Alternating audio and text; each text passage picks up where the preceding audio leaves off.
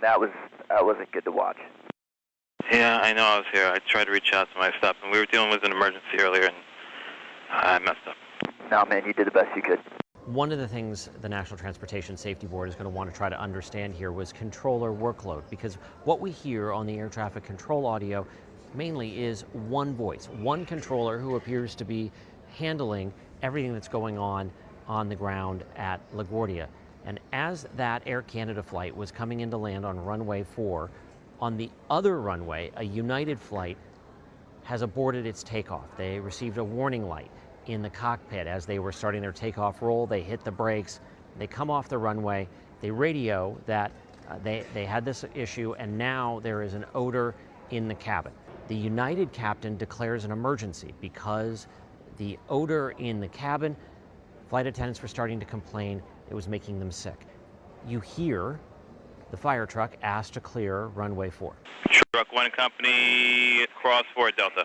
They get permission to drive across the runway. 4 at Delta. Seconds later, the controller realizes his mistake and tries to stop it. Stop, truck 1, stop. Stop, truck 1, stop. Stop, truck 1, stop. After this accident, you continue to hear that same controller directing planes to gates. The airport is closed, trying to get airplanes off the tarmac. For a considerable amount of time, it's just this one voice. Delta 2603, go around, runway heading 2000. You even hear him tell a Frontier pilot that he messed up. Frontier 4195, I got the word that we're going to be closed for a little while. If you want prepared to return to the ramp, let me know.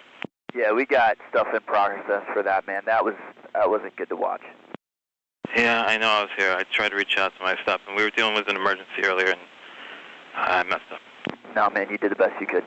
One of the questions from the NTSB will be, was he doing the job of one person, 2 people? Should there have been more people in that tower? Was staffing where it needed to be?